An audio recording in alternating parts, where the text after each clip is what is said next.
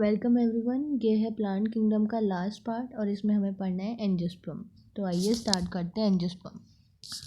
Unlike the gymnosperm where the ovules are naked, in the angiosperm of flowering plant the pollen grains and the ovule are developed in specialized structures called flowers। अब ये कह रहे हैं जैसे हमने gymnosperm में देखा था, वहाँ के ओव्यूल्स नेकेड थे बिफोर एंड आफ्टर फर्टिलाइजेशन। अब एंजियोस्पर्म बोलो या फिर उन्हें हम बोलते हैं फ्लावरिंग प्लांट। तो एंजियोस्पर्म का दूसरा नाम है फ्लावरिंग प्लांट्स। जो वहाँ पे उसके पॉलन ग्रेन्स और ओव्यूल्स ये सब हैं वो डेवलप होते हैं एक स्पेशलाइज्ड स्ट्रक्चर में, और उस स्ट्रक्चर को हम कहते हैं फ्लावर। तो इन्होंने यहाँ पे ये बताया। तो हम ये कह रहे हैं कि जिम्नोस्पर्म कैसे हैं जिनके ओव्यूल्स क्या थे, नेकेड। एंजियोस्पर्म में नहीं होंगे। एंजियोस्पर्म का दूसरा नाम क्या है, flowering plant.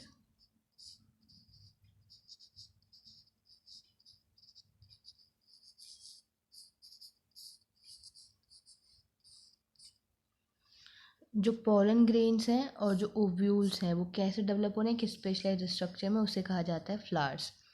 In angiosperm the seeds are enclosed in fruits. अब जो सीड्स होते हैं वो किस में एनक्लोज हो गए, फ्रूट्स में। और सीड जो बन रहे हैं, कौन सा पार्ट कन्वर्ट होता है सीड में, ओव्यूल्स।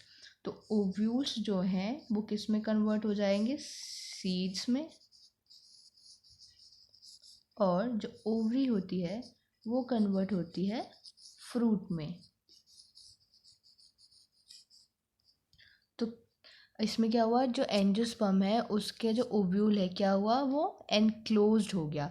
क्योंकि इन्होंने लिख दिया the seeds are enclose in fruits, मतलब ओव्यूल्स कैसे हैं, एनक्लोज्ड हैं। और जिम्नोस्पर्म में क्या थे, नेकेड थे। The angiosperm are exceptionally large group of plants occurring in a wide range of habitats. They range in size from smallest Wolfia to tall tree of eucalyptus over 100 metre. अब ये कह रहे हैं कि जो हमारे एंजियोस्पर्म है उसमें वैरायटी ऑफ हैबिटेट्स हैं और बहुत सारी रेंज है। अलग अलग रेंज में पाए जाने वाले प्लांट्स हैं। सबसे छोटा है Wolffia, smallest is Wolffia. The tallest सबसे बड़ा यूकेलिप्टस, कौन सा, एंजियोस्पर्म। और जो हमने रेड वुड ट्री पढ़ा था सिकोया, वो क्या था, टॉलेस्ट, लेकिन जिम्नोस्पर्म में। तो यूकेलिप्टस कितनी हाइट तक जाता है, 100 मीटर्स तक चला जाता है, सबसे छोटा Wolffia. They provide us with food, fodder, fuel, medicine and several other commercially important products. They मतलब कौन, एंजियोस्पर्म्स।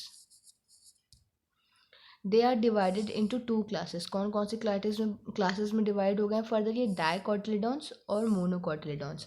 अब डाइकॉट्स क्या होते हैं, डाइ से ही मतलब से समझ आ रहा है हमें, डाई मतलब दो।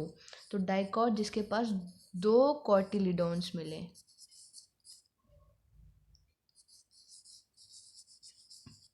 और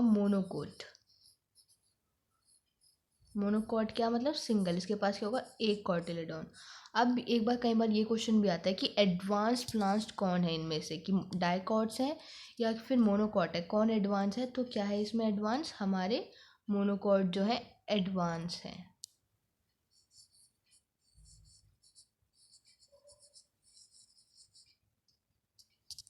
तो ये बस यहाँ एंजियोस्पर्म कंप्लीट हो गया, क्योंकि जो हमारी नई एनसीईआरटी आई है उसी में तो इतना ही है। पुरानी एनसीईआरटी में बहुत कुछ था, तो हमें वो नहीं पढ़ना है। जब एक बार हमारा कोर्स पूरा कंप्लीट हो जाएगा, पहले ही हम उसको एक बार रीड आउट कर लें ताकि वो हमारे दिमाग में चीज़ें बैठ जाएँ। लेकिन हमें पहले फोकस करना है सिर्फ नई एनसीईआरटी पे।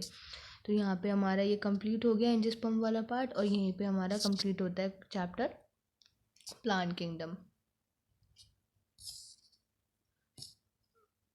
जिन्होंने दे दिया है ये क्या है, एंजियोस्पर्म। पहला है डाइकोटिलेडॉन, दूसरा है मोनोकोटिलेडॉन। उन दोनों के एग्जाम्पल्स दिए हुए हैं। एक बार इसकी समरी भी पढ़ लेते हैं ताकि कोई चीज़ छूटे ना, और इससे हमारा रिकैप भी हो जाएगा पूरा कि क्या क्या हमने पढ़ा है इसमें अभी तक। Plant kingdom includes algae, ब्रायो, टेरिडो, gymno, एंजियोस। Plant kingdom के अंदर क्या क्या आता है, ये सब आती हैं एल्गी, ब्रायो, टेरिडो, जिम्नो, एंजियो। एल्गी क्या है? Chlorophyll bearing simple thalloid autotrophic largely aquatic organism depending on type of pigment possess and the type of store food. Algae को क्लासीफाई करा गया है 3 क्लासेस में, क्लोरोफाइसी, फियोफाइसी, रोडोफाइसी। और किसके बेसिस पे किया गया है ये? Depending on the type of pigment possess and the type of store food. Algae को क्लासीफाई कर दिया 3 क्लास में, क्लोरोफाइसी, फियोफाइसी, रोडोफाइसी। क्लोरोफाइसी में कौन कौन से पिगमेंट है? क्लोरोफिल ए और क्लोरोफिल बी। फियोफाइसी में क्लोरोफिल ए और क्लोरोफिल सी। और रोडोफाइसी में क्लोरोफिल ए और डी। तो ये सब क्या है? इसके पिगमेंट्स हैं।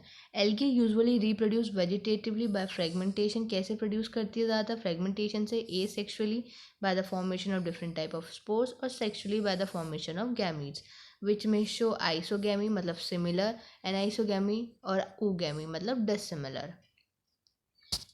Bryophytes are plants which can live in soil but are dependent on the water for sexual reproduction. Bryophytes क्या हैं? Bryophytes वो प्लांट हैं जो किस पे, जो रहते तो कहाँ पे हैं?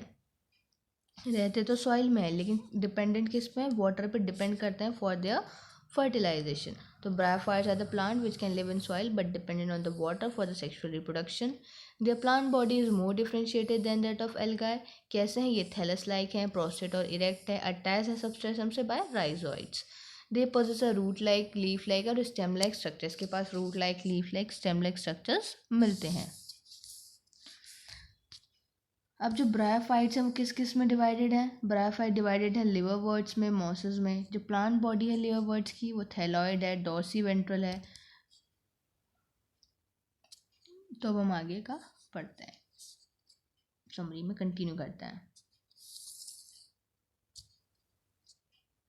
The bryophytes are divided into liverworts and mosses. The plant body of liverworts कैसी है? Thyroid, dorsiventral. Whereas the mosses कैसे हैं? Upright, slender axis bearing spirally arranged leaves. The main plant body bryophyte की कैसी है? Gamete producing, that is called gametophyte. Main plant body कैसी है इसकी? Gamete producing मतलब gametophyte.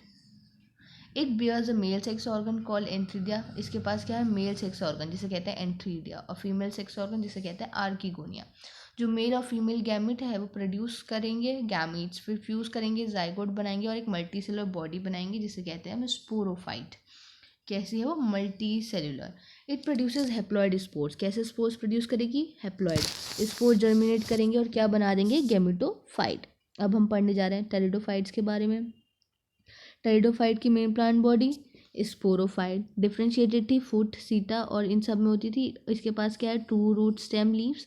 These organ possess well differentiated vascular tissues हैं इसके पास। यही हैं जिनके पास सबसे पहले क्या आए थे? Vascular tissue, first vascular tissues, वो भी first.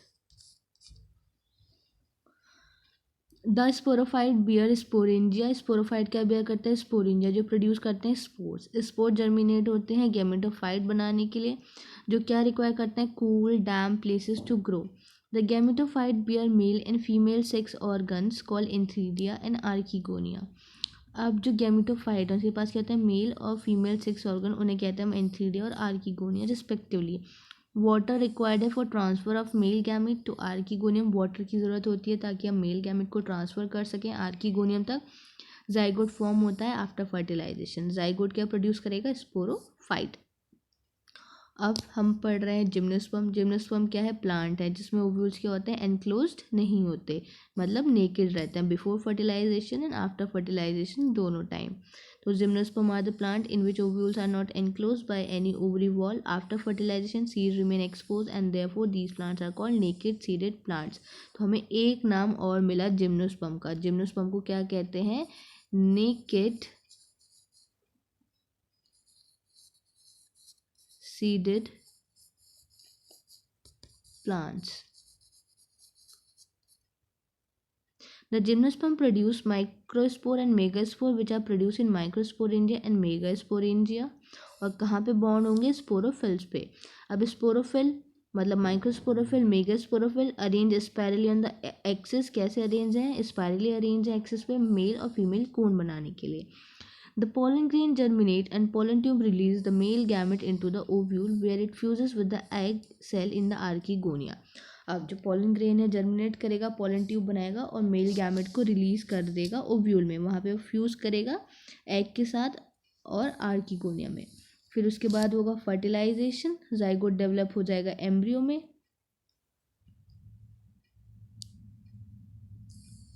where it fuses with the egg cell in archegonia, जिसके बाद होगा फर्टिलाइजेशन, जाइगोट डेवलप होगा एम्ब्रियो में और ओव्यूल्स हो जाएंगे सीड्स में. अब एंजियोस्पर्म का हमने पढ़ा कि एंजियोस्पर्म बेसिकली क्या है, इनका जो सीड है वो एक्लोज होगा, मतलब ये इनके नेकेड सीड नहीं होंगे, ओवरी फ्रूट में कन्वर्ट हो जाएगी, ओव्यूल सीड में कन्वर्ट हो जाएगा. इनको दो क्लासेस में डिवाइड किया गया, डाइकोटिलीडॉन्स और मोनोकोटिलीडॉन. डाइकोटिलीडॉन जिसके पास दो कोटिलीडॉन्स हों, मोनोकोटिलीडॉन जिसके पास एक कोटिलीडॉन हो. एडवांस कौन है इनमें से, तो मोनोकॉट क्या है, एडवांस्ड है. बस हमने इसमें इतना ही देखना है क्योंकि हमारी न्यू एनसीईआरटी में बस इतना ही दिया गया है. तो यहाँ पे हमने इसकी समरी भी पढ़ ली, चैप्टर भी पढ़ लिया, यहाँ पे हमारा कंप्लीट हो गया. अब आप एक बार इसको दोबारा पढ़ना, अच्छे से रिवाइज करना. और इसमें इम्पॉर्टेंट है सिर्फ एग्जाम्पल्स, सिर्फ और सिर्फ एग्जाम्पल्स बहुत अच्छे से याद होने चाहिए कि बस जैसे हम देखें तो हमें पता जाए हाँ ये इसका एग्जाम्पल है, इसमें ये चीज़ें मिलती हैं, क्योंकि ज़्यादातर क्वेश्चन इसमें एग्जाम्पल से ही पूछे जाते हैं. चलिए फिर मिलते हैं नेक्स्ट वीडियो में, तब तक के लिए अच्छे से पढ़ना. Thank you.